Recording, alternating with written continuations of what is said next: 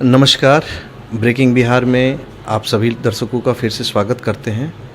आज हम आए हुए हैं कंकड़बाग में। कंकड़बाग में एक शिक्षक से मिलने आए हैं, उनकी व्यथा जानने आए हैं, उनकी तकलीफ़, उनकी परेशानियां और उनके वर्तमान हालात को समझने आए हैं। हमारे साथ में शिक्षक हैं राकेश रंजन जी, जो रीजनिंग की पढ़ाई बच्चों को दिया करते हैं। आइए आज उनसे हम लोग बात करते हैं उनके वर्तमान हालात के बारे में। सर, हमारे चैनल में आपका स्वागत है। धन्यवाद। इसके लिए आप लोग मेरे पास आए हमारी व्यथा जानने के लिए, इसके लिए ब्रेकिंग न्यूज़ वाले को बहुत बहुत धन्यवाद। सर, जैसा कि सभी लोग जान रहे हैं कि पिछले साल के मार्च के महीने से कोरोना ने आम जनजीवन को पूरी तरीके से तहस नहस कर दिया है।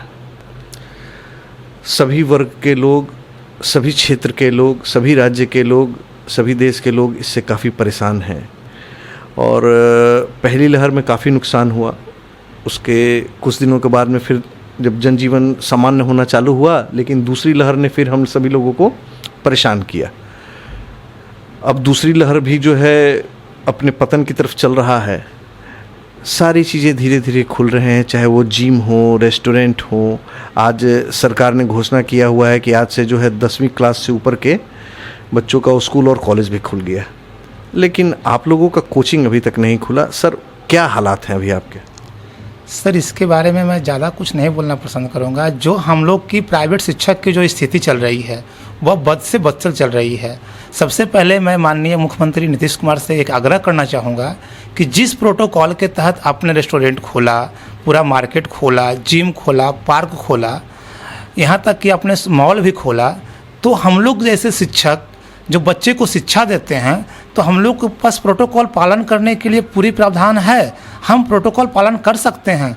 तो मैं उनसे आग्रह करना चाहूँगा, आप लोग के माध्यम से, ब्रेकिंग न्यूज़ के माध्यम से मैं आग्रह करना चाहूँगा कि एक प्रोटोकॉल बनाएं जिसमें कि हमें कोचिंग वाले को भी खोलने का अनुमति दिया जाए। आज हमारी स्थिति ये हो चुकी है कि हमारे बच्चे यदि कुछ मांगने के लिए कहते हैं तो मैं मुँह छिपाए बैठता हूँ कि वह कल क्या बोलें। मैंने उनसे क्या बोलूं कि बेटा आज पैसा नहीं है। एक गार्जियन होने के नाते यह मेरा फ़र्ज़ नहीं बनता है कि हम अपने बेटे को कुछ चॉकलेट ला के दें। अब मैं पिछले मार्च से आज तक अप्रोक्स 18 महीना हो चुका है और मेरे पास इनकम का जो सोर्स ऑफ था वह टीचिंग फील्ड था। टीचिंग फील्ड को सरकार पिछले जनवरी में खोली भी थी, 4 फरवरी से खोलने का आदेश आया था, खोली भी थी। उसके बाद पूरा बंद कर दिया गया। अब यह स्थिति हो चुकी है कि हमारे पास कोचिंग का रेंट और साथ साथ जो हम जहाँ रह रहे हैं वहाँ का किराया देने के लिए पैसा नहीं है। मकान मालिक का टॉर्चर सहना पड़ रहा है, दिन प्रतिदिन किराया का बोझ सहना पड़ रहा है। मैं ब्रेकिंग न्यूज़ के माध्यम से माननीय नीतीश कुमार से एक आग्रह करना चाहूँगा कि एक प्रोटोकॉल बनाए, एक विधानसभा में आप एक पारित करें, जिससे कि हमारे कोचिंग का जितने कोचिंग वाले हैं सबका जो किराया है, बिजली बिल है, उसे माफ़ करवाया जाए। आधा पैसा सरकार दे, आधा पैसा मकान मालिक को माफ़ करने के लिए कहा जाए। और इसके साथ साथ जो भी टीचर इस फील्ड से अपने भरण पोषण करते हैं, उनके बच्चे यदि पढ़ रहे हैं स्कूल में तो उनका फीस माफ़ करवाया जाए, ताकि हमारे जैसे शिक्षक का भरण पोषण और जीविका यापन चल सके। क्या आप लोगों की और सरकार के बीच में सही ढंग से वार्तालाप नहीं हो पा रहा है? क्या कुछ मिस कर रहा है जिस कारण से सरकार आपकी तकलीफ़ों को और आपकी फरियादों को नहीं सुन पा रहा है? कहाँ कमी हो रही है सर? सरकार का मानना है, जहाँ तक मैं जान रहा हूँ, मैं समझ पा रहा हूँ, सरकार सिर्फ एक लाइन में लिख देती है कि कोचिंग बंद रहेगा। मैं माननीय नीतीश कुमार मुख्यमंत्री महोदय से यह अपील करना चाहता हूँ, पूछना चाहता हूँ आपके माध्यम से कि जैसे आप 10+2 स्कूल खोल दिए, तो स्कूल खोलने से क्या बच्चे वहाँ जाएंगे तो कोरोना नहीं होंगे? और वही बच्चे हमारे यहाँ पढ़ने आते हैं जो 10+2 पास आउट करते हैं, या जो उसी बच्चे को मैं पढ़ाता हूँ, वही बच्चे आज मार्केट में सब्जी खरीदने जा रहे हैं, मार्केट में गैदरिंग हो रही है, वहाँ कोरोना नहीं हो रहा है, और हमारे यहाँ आने से बच्चे का कोरोना होता है। यह माननीय मुख्यमंत्री जी का, शिक्षा मंत्री जी का आपस में तालमेल करके प्रोटोकॉल के तहत खोलना चाहिए था।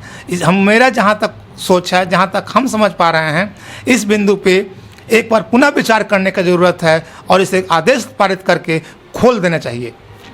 क्या आप सभी कोचिंग वालों ने मिलकर कोई एक शिष्टमंडल बनाकर सरकार से बात करने का प्रयास किया, सरकार से अपनी मांगों को रखने का प्रयास किया, जिसके तहत सरकार तक आपकी बात जाए, आपकी तकलीफ़ जाए और सरकार उसके बाद में कोई एक्शन ले सके?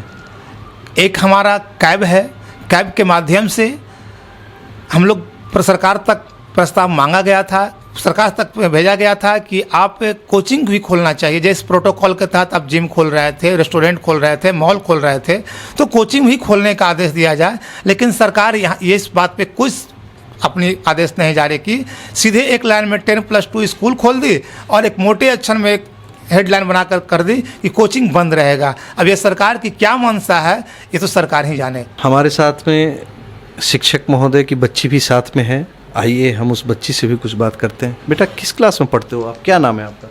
My name is Muskan Kumari. I read in standard 7th। Muskan, school miss कर रही हो? हाँ। स्कूल मिस कर रही हो। अच्छा मुस्कान, जैसा कि तुम भी जान रही हो बेटा कि पिछले साल से कंटिन्यू कोचिंग्स वगैरह, स्कूल वगैरह सारी चीज़ें बंद हैं। तुम्हारे पापा की आमदनी का जो स्रोत, जो उनका कोचिंग था, वो भी बंद है। घर में कई तरह की तकलीफ़ों का सामना भी करना पड़ रहा होगा। पापा ने तुम्हारी कुछ मांगों को कम किया है या ख़त्म कर दिया है? अभी पिछले कोरोना काल से ही मेरे पापा कुछ नहीं ला के दे रहे हैं। मैं उनसे मांगती भी नहीं हूँ कुछ मांगती भी नहीं है। चलिए, बच्ची बहुत समझदार है, परिस्थिति को समझ रही है। सरकार से या अपने माननीय मुख्यमंत्री जी से कुछ कहना चाहोगी बेटा? कि कोचिंग खोल दिया जाए। क्यों कोचिंग खोल दिया जाए? तभी तो हम लोग कुछ पापा से मांगेंगे तो ला के कुछ देंगे। तो जैसा कि आप देख रहे हैं, ये एक छोटी सी बच्ची है जो अपने पापा की तकलीफ़ों को, अपने पापा की परेशानियों को समझ रही है। और मैं ऐसा समझता हूँ कि ऐसे एक शिक्षक नहीं है, आज के डेट में पूरे बिहार में ऐसे हज़ारों लाखों शिक्षक हैं जो अपनी वर्तमान की ज़रूरतों को, अपने परिवार की ज़रूरतों को, दैनिक ज़रूरतों को पूरा नहीं कर पा रहे हैं। अपने बच्चों की छोटी छोटी ख्वाहिशों को पूरा करने से पहले 50 बार उन्हें सोचना पड़ रहा है कि आखिर मैं इनकी इच्छाओं को कैसे पूरा करूं। शिक्षक जो समाज को जागरूक करता है, उसे अच्छे से पता है कि कोरोना प्रोटोकॉल को कैसे पूरा करना है, कोरोना प्रोटोकॉल को कैसे पालन करना है। ऐसे कई और शिक्षकों की परेशानियां, दुख और तकलीफ़ों को लेकर हम बराबर आपके साथ मिलते रहेंगे। हमारे साथ ब्रेकिंग बिहार पर बने रहें।